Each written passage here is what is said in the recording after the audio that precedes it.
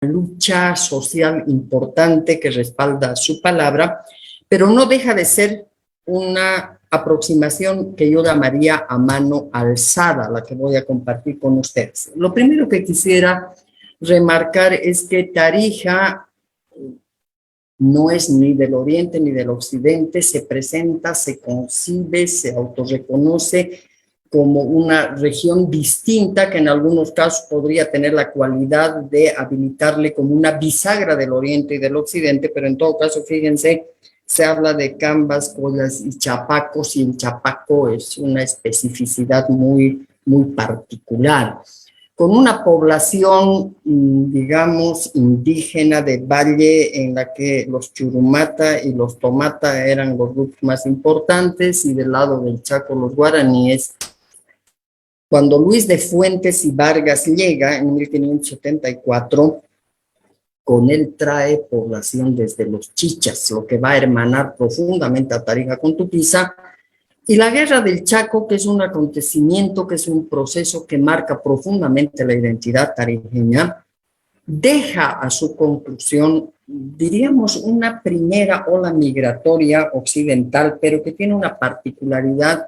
Se trata de familias específicas que se van quedando, y por eso que no es raro que en Tarija exista gente que lleva el apellido Condori o el apellido Choquetilla, Choquevilca, pero que es, pese al apellido indígena, es tarijeña, porque lleva muchísimo tiempo acá, cosa que cambia cuando el modelo del 21060 propicia una migración masiva del occidente, en algún caso auspiciada por personajes como Motete Zamora, que lanza un discurso de que para ser tarijeño solo hace falta vivir en Tarija y sentirse como tarijeño.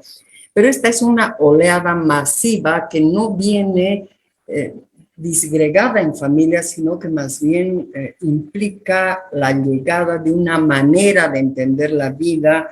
Es gente que planta su bandera, pone su tienda, digamos, de campaña y trae su cultura. Es una migración que ha de marcar diferencias culturales y económicas muy importantes y que va a repercutir en la esfera política con unos efectos que sin duda alguna tienen que ver también con la presencia del MAS a partir de los años 2000. En términos cuantitativos y de acuerdo a las proyecciones del INE, que como bien sabemos no están libres de sombras de duda, Tarija tiene 591.800 habitantes, de los cuales hay una mayoría por poco de varones, 50.5, y 49.5 mujeres. Una esperanza de vida que en promedio llega a 77 años, 73 en el caso de los varones y 80 de las mujeres. Los municipios más poblados representan el 65% con tendencia a crecer del total, y son Tarija y Acuiba. Se habla de una población económicamente inactiva que supera un poquito al 17% y casi ninguna población desocupada. Otro dato relevante desde mi punto de vista para entender dónde estamos parados al hablar de Tarija es que para el 2021 Tarija ha tenido como principal exportación en un 95.6% el gas natural, que está ya camino a su agotamiento definitivo. Si estos son los datos objetivos demográficos, creo que es muy bueno entender algo del telón de fondo que tiene que ver con las narrativas y el imaginario predominantes aquí en el departamento de Tarija, tomando en cuenta que no es lo mismo Tarija que el Chaco, y a eso seguramente le dedicaré algún punteo a lo largo de la exposición. En primer lugar, yo diría que Tarija se mueve entre la memoria y la imaginación. Cuando digo memoria es paralelamente a una nostalgia por su vínculo con Tarija, una suerte de amargura por su pertenencia a Bolivia. Todos sabemos que la situación de Tarija se definió tardíamente, que hubo un cabildo de por medio, que el Cerro Rico de Potosí tuvo mucho que ver con esa definición, y a lo largo de los años la gente ha vivido añorando esa pertenencia a la Argentina. En boca de algunas personas representativas de la élite más tradicional, yo he escuchado decir, es una pena, en ese cabildo no estuvieron todos los que tendrían que haber estado, y la Argentina prefirió no quedarse con nosotros. Es decir, hay un sentimiento de mucha frustración de por medio. Y también hay un fantasma que mezcla lo colla con el más. La gente en Tarija quiere escapar de eso, en cierto sentido. Hay una división profunda en la sociedad tarijeña al respecto. No en vano los resultados electorales muestran que por poco el MAS gana la gobernación en los últimos eventos electorales, dejando de lado la consideración de la oscuridad del padrón electoral y otro tipo de mecanismos fraudulentos, pero se nota que hay un crecimiento de ciertos sectores de población que encarnan ese fantasma que preocupa mucho a una élite que ha perdido poder, pero que no deja de tener voz, y la prueba es que en las instancias cívicas juega permanentemente un papel importante, y que tampoco en los principales cargos políticos, ya sea la gobernación o el municipio, algunos municipios, más allá de ser asambleístas o concejales, los collas que viven hace mucho tiempo aquí en Tarija no han logrado mayor importancia. Entonces, eso ya tiene que ver con el balance del futuro. ¿Nos agarra el fantasma este o no nos agarra? Y Santa Cruz aparece como una esperanza. Lo que ha pasado en el conflicto último cívico de Santa Cruz y la voz tarijeña de respaldo que en algún momento ha sido solitaria al movimiento de Santa Cruz es una prueba de que Santa Cruz es para Tarija una esperanza. No hay que olvidar que la relación del propio Chaco con Santa Cruz es cada vez más fuerte. ¿Qué ha pasado en Tarija en su experiencia con la descentralización? Yo lo primero que quiero decir es que en Tarija, al igual que en el resto del país probablemente, ¿no?, la descentralización administrativa, que creo que ha sido más eficiente para descentralizar que el propio régimen de autonomías por el sabotaje normativo y práctico que se le ha impreso desde el propio poder central, digo, la descentralización administrativa, de todas maneras no ha tenido una gran trascendencia. Y lo propio ha pasado con el proceso de municipalización emergente de la Ley de Participación Popular. Yo creo que ese proceso tan rico, tan importante, ha mostrado los resultados de una debilidad intrínseca. No basta que sean muy buenas las ideas, muy buenas las propuestas, hay que tomarse el trabajito de generar alrededor de ellas consenso social. De pronto llega el MAS y los municipios sistemáticamente pierden importancia. Y eso tiene que ver con que ese proceso emergente de la Ley de Participación Popular, muy bien pensado, no echó muchas raíces, sino hasta el momento en que su efecto político se manifiesta en el MAS, en el gobierno, que lo que hace es liquidar con ese espacio de libertad local, invadiendo sus competencias. Y finalmente el régimen de las autonomías, en el que sí Tarija hace fuerza conjunta con Santa Cruz, con el Oriente. La figura de Mario Cosío es muy importante porque es uno de los portavoces más destacados de esa esperanza y de esa apuesta por un régimen que no acaba de consolidarse por las razones ya expuestas. ¿Qué está pasando hoy día con el federalismo en la agenda de Tarija? Resuena con fuerza. De hecho, se escucha en diferentes sectores, pero es una expresión del cansancio acumulado por el centralismo. Me gustaría aquí hacer una ligera puntualización de ciertos aspectos que yo, como como potosina llegada a Tarija he podido apreciar, he venido en diferentes momentos, yo viví en Tarija durante 3 años, a finales de la década del 70, y he sentido el olvido de Tarija de parte del Estado boliviano. No podemos, pues, dejar de recordar que el camino carretero que se hizo a través de, desde Potosí por Chuquisaca hasta Tarija, se lo hizo porque había la guerra del Chaco. En general hay un sentimiento de frustración. Yo he escuchado decir a la gente, los tarijeños que fueron presidentes asfaltaron las entradas a sus casas, y lo pueden decir con nombre y apellido y las zonas que fueron asfaltadas, pero no hicieron, digamos, mucho más. Un segundo elemento que explica la reposición del federalismo en esta agenda es que la amenaza del creciente autoritarismo, de la profundización del autoritarismo del MAS, obliga a buscar caminos para eludirlo. Y se considera, probablemente sin mucha base ni fundamento, que el federalismo es un buen camino para eludir el autoritarismo del MAS. Es una consigna movilizadora hacia la libertad, se escucha en diferentes foros, se la contrapone a los abusos, a los atropellos, al olvido, a las deudas históricas, a la retención indebida de recursos departamentales, pero no tiene base sólida ni tampoco tiene un contenido que vaya más allá de la frase hecha y del grito en las marchas, en las movilizaciones o al cerrar cierto tipo de documentos.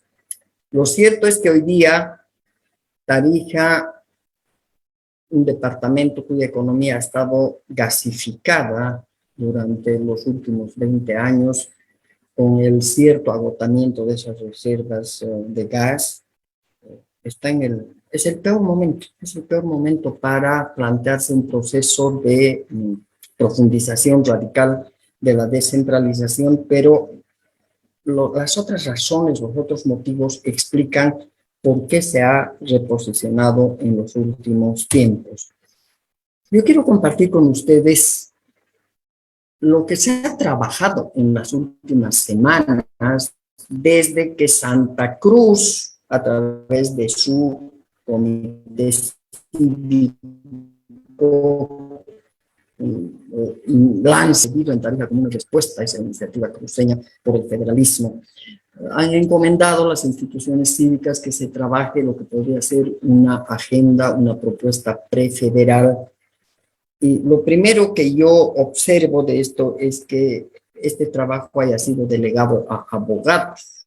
Yo soy abogada y, bueno, pues precisamente por eso sé que los abogados tenemos que estar presentes, pero en nuestra condición de tales probablemente cuando ya el resto de la sociedad y de los sectores se ha puesto de acuerdo en temas claves y nosotros los abogados entramos entonces para darle una forma institucional que viabilice esta propuesta. Pero en este caso son abogados que trabajan la agenda y ponen como punto número 1 departamentalización de la justicia.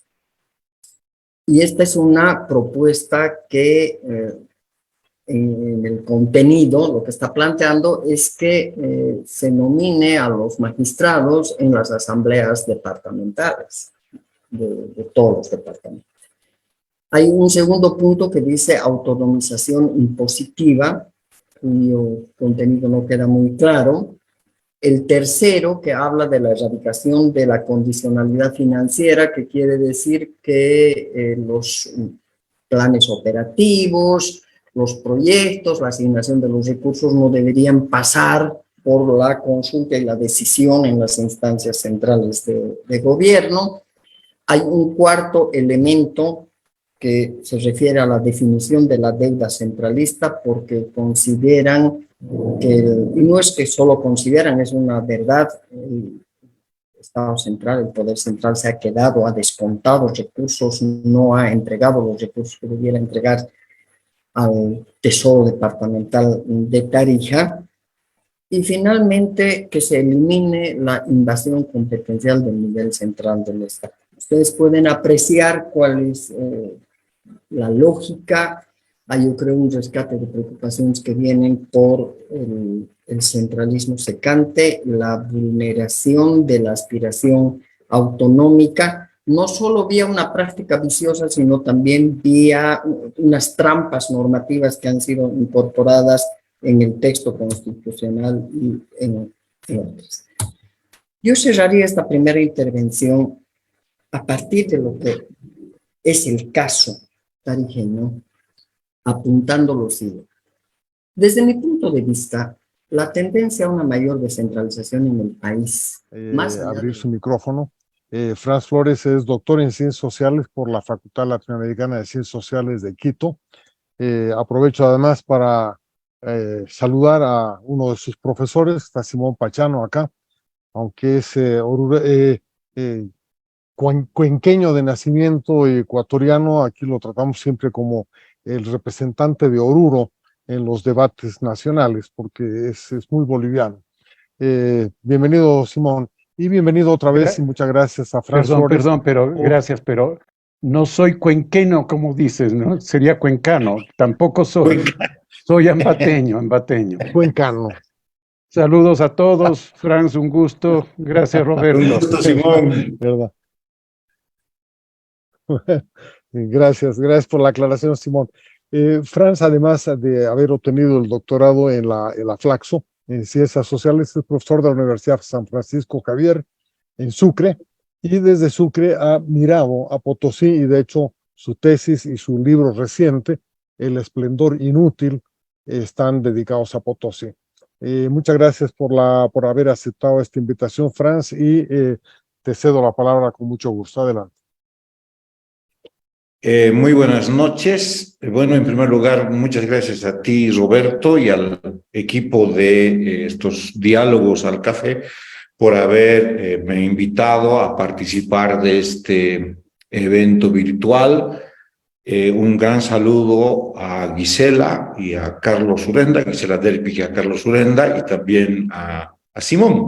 Hoy tengo como audiencia a dos de mis profesores. Gisela fue mi profesora, o mi tribunal de tesis en mi tesis sobre descentralización, hecha hace ya bastante tiempo, y Simón fue mi profesor en Flaxo. Entonces, bueno, el gusto es aún mayor, ¿no? Entonces, yo quisiera plantear como que tres partes en mi exposición. Una primera parte que trataría brevemente de conceptualizar qué hablamos cuando estamos hablando de federalismo o de descentralización finalmente. En segundo lugar, sostener o tratar de defender la idea de que Potosí jamás quiso federalismo, más allá de sus declaraciones. En tercer lugar, explicamos por qué Potosí no busca federalismo, ¿no? Como lo hace Santa Cruz, por ejemplo, y finalmente algunas reflexiones en qué es lo que pasaría en el eventual hecho de que Bolivia optara por la descentralización o por el federalismo, ¿no? Entonces, paso por lo primero, ¿no? Cuando estamos hablando de federalismo, básicamente nos estamos refiriendo a la distribución territorial del poder, ¿no? Es decir, cuando nacen los países, cuando nacen los estados, el poder que tiene el centro estatal, no se distribuye por igual a lo largo del territorio, no tiene ese poder, o sea, llega a algunos lugares más y a otros lugares menos, e incluso nunca llega a dominar del todo su territorio. No solo los estados quizás europeos llegan a dominar del todo esto, ¿no? Contra esto, por supuesto, confabula el tamaño de nuestros territorios también. O sea, imaginen Brasil, la cantidad de espacio que tiene. Bolivia es como 3 o 4 veces Francia, o no sé cuántas veces Italia, etcétera. Eso también hace, pero de hecho estamos hablando de la distribución territorial del poder, y es obviamente una lucha principalmente política, ¿no? Es decir, cuánto el centro va a ceder de poder a las unidades subnacionales, ¿no? Esto es una cuestión muy importante, ¿no? Porque finalmente la descentralización o el federalismo se ofrece como profundización de la democracia, como mayor desarrollo, como mejor posibilidad de economía, etcétera. Pero sí, pero eso puede darse, pero eso es una hipótesis. finalmente, porque se sabe que cuando hay también niveles de federalismo, puede darse un proceso, como apuntaba Gisela al finalizar su exposición, un proceso de descentralización, pero a partir de la propia región, ¿no? Y además, procesos de autoritarismo, como han estudiado algunos politólogos en los casos argentinos. Segundo, aquí me llama la atención el hecho de que el MAS sea profundamente centralista. Yo considero que la idea plurinacional es en sí misma más radical que el propio federalismo. Porque si somos 36 naciones, entiéndase, toda nación pretende ser Estado. Es decir, toda nación pretende algún nivel de soberanía sobre su territorio. Entonces, el Estado boliviano es evidentemente, discursivamente, un Estado plurinacional, pero estos estados, estas naciones no han terminado por cuajarse en estados.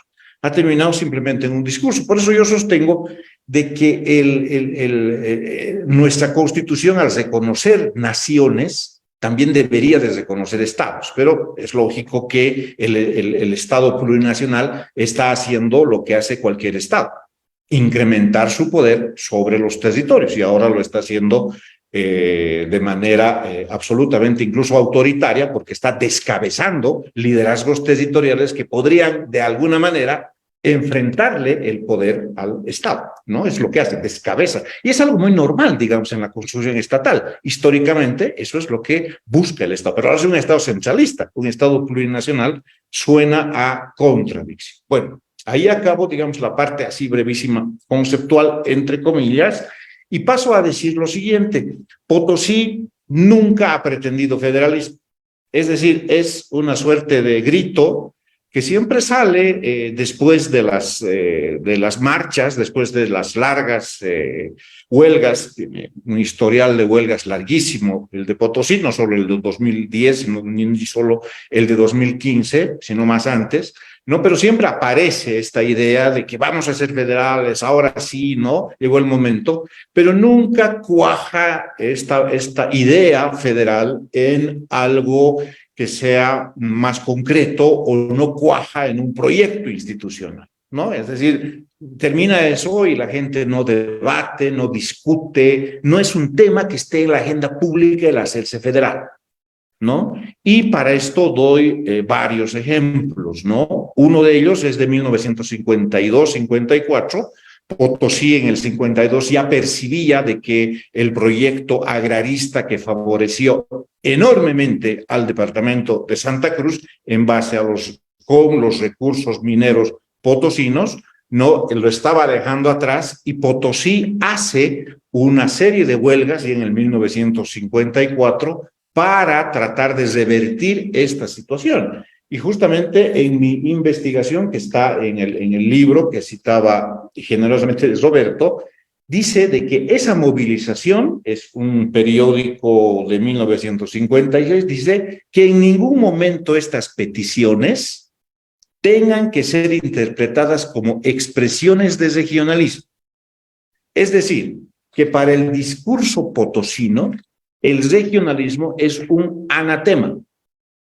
¿Sí? Es un insulto. Los potosinos no se sienten regionalistas, ¿no? Y esto pasa el 52.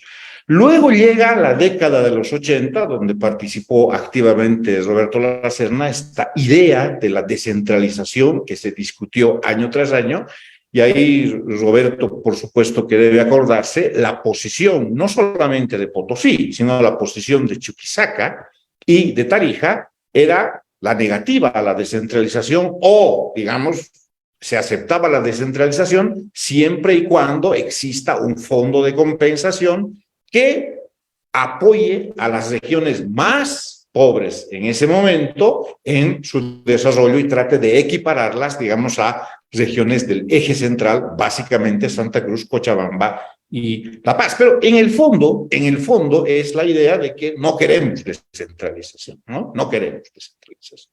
Y en el caso potosino eso es muy fuerte, porque incluso a veces los delegados de Potosí se retiraban de la mesa de negociaciones y había que nuevamente convocarlos y decirles sí, y ellos lograron evidentemente armar una propuesta descentralizadora que incluía, ¿no?, la temática del fondo de compensación, ¿no? Entonces este es un tema, pero esto te está reflejando claramente que la opción potosina no es la opción descentralizadora, ¿no? Y luego Potosí claramente en esta crisis que se dio, crisis política que apareció el 2002 cuando emerge Evo Morales, pues un poco antes, hasta el 2008 más o menos, en esta discusión entre la propuesta autonómica de la Media Luna y la propuesta centralista del MAS, ¿no? Claramente Potosí se ubica en las filas del centralismo, en la propuesta de la constituyente del MAS, ¿no? Y niega absolutamente o rechaza la propuesta autonómica de Santa Cruz, y para esto hacen huelgas, y para esto hacen marchas, se colocan en varias reuniones llamando a Santa Cruz y a los que integraban a Media Luna como separatistas, etcétera, ¿no? Entonces, ese hecho solamente ya nos puede mostrar entre el 2002 y el 2008 que Potosí, ¿no?, nunca quiso federalismo, es decir, nunca quiso algún nivel de autonomía o de soberanía sobre su territorio, ¿no?, algún nivel de redistribución territorial del poder. Ahora, una vez que está dicho esto, en esta mi exposición, podemos pasar a explicar por qué Potosí no se da. En Potosí no se da, ¿no? No hay esta idea federalista, ¿no? Y las razones tienen que ver con una teoría ya desarrollada por Roca y Urwin, ¿no?, que está en mi tesis doctoral y en el libro, ¿no?, que es la teoría de clivajes. Finalmente, cuando hay federalismo o cuando hay una demanda federal, es cuando surge un clivaje territorial.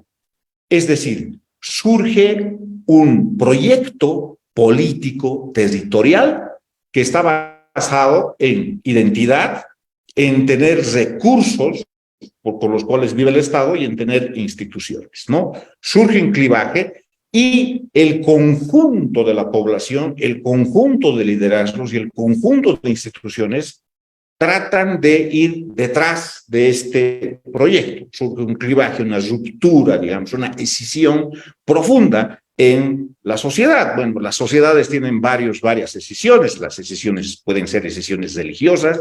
En Bolivia actualmente estamos viviendo una escisión étnica, pero también una escisión territorial. Ahora, para que exista un clivaje, es preciso identidad regional fuerte, es preciso tener un actor político fuerte en la región y es preciso, por supuesto, que esa región tenga recursos naturales, pueden ser naturales o de otro tipo, con los cuales pueda y quiera, por supuesto, chantajearle al Estado. Es decir, le diga al Estado central, si tú quieres nuestros recursos, lo que tú tienes que hacer es pagar por ellos. Es decir, te damos nuestros recursos que están alojados en nuestro territorio a cambio de que tu Estado nos des desarrollo, ¿no? En los casos extremos, digamos, por ejemplo, en Cataluña, no solamente es eso, sino además el que se enseñe en catalán, entiendo, en las escuelas, se enseñe historia que tiene que ver con su territorio, etcétera. Así es un extremo, digamos, del federalismo justamente por el poder que tiene esta región en el conjunto de España, ¿no? Ahora, ¿dónde se ha podido desarrollar bien este clivaje territorial? En Santa Cruz, a partir de 1952, quizás antes. Tiene Santa Cruz una identidad fuerte, tiene un actor importantísimo, que es la élite económica empresarial, ¿no? Esto es muy importante, y tiene recursos, el petróleo, con los cuales el 2000, en 1959, cuando sí les trata de descentralizar el 11%, los cruceños hacen un problema mayúsculo, ¿no? Pero en Potosí no se da eso, no se da eso. Y la hipótesis que yo sostengo es que no se da porque el actor más importante en la región potosina es el sindicalismo minero. Y el sindicalismo minero es un actor profundamente nacionalista. Es decir, si los mineros consideraban que el regionalismo era un anatema, era porque el regionalismo no entraba en su discurso, no entraba en sus coordenadas ideológicas. Lo que pretendía hacer el sindicalismo minero era construir la nación. Es por eso que el sindicalismo minero, los mineros, digamos, en general, entre 1952 y esto perfectamente se puede estirar hasta el 2010, el sindicalismo